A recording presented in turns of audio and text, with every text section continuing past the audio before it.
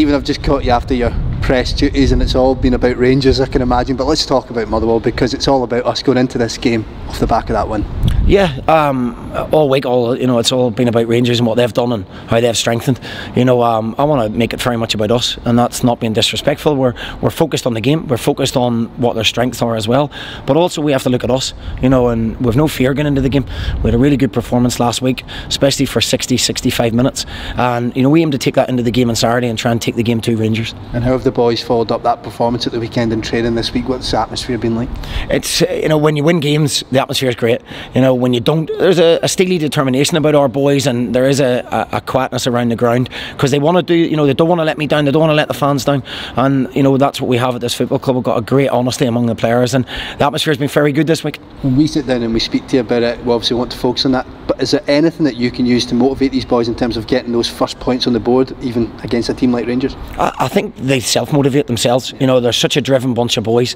You boys come and you film them training, you see what desire they put into it, you see the organisation we put into it, and you see them, they actually play with smiles in the face and enjoy being here, enjoy playing for Motherwell Football Club, and that's their drive. Their drive is to get 3 points on the board, keep fans happy, make me happy. They feel a sort of personal responsibility to me as well, and which is great, and they're honest boys who will give absolutely everything to make sure that happens on Sunday. Speaking of honesty, I want to ask you about Gail Biggerman as well, who got himself into the team and put in another good performance at the weekend. What are your opinions on his attitude and his approach to things this season? I thought Biggie was best player on the pitch, probably has been the last 2 games. In terms of what he came out in the press and said, it was his fault that he wasn't in the team. That's so refreshing, and I think it probably just rounds off the honesty within this group of boys, that actually it was my fault. It wasn't the manager's fault, it wasn't the team's fault, it wasn't the system's fault.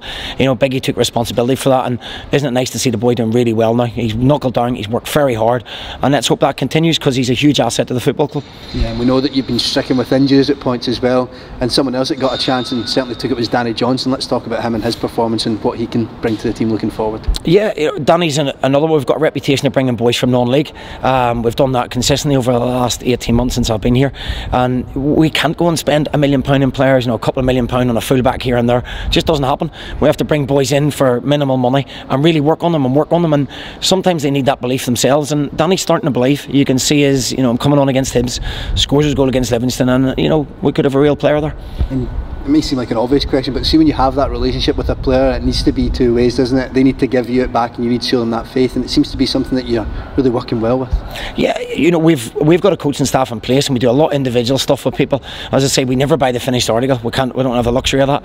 So it's all about hard work and the coaching staff, and they perhaps don't get enough credit that they deserve. We work tirelessly on the football ground, round, off the pitch, on the pitch analysis, trying to make people better, and the boys buy into it, and if they don't, then we're all wasting our time. But we've got a bunch of boys, and it's very much in terms of a recruitment that we get that, and even someone like Connor Salmon, who's come in, and he's 31 years of age, been and played at top clubs, he's still learning, still wants to learn, still open to ideas and taking points on board. So that's the people we try and surround ourselves with. Of course, we all know what you'd love to see from your team this weekend, but what do you expect your boys to do there out here at home in Fir Park?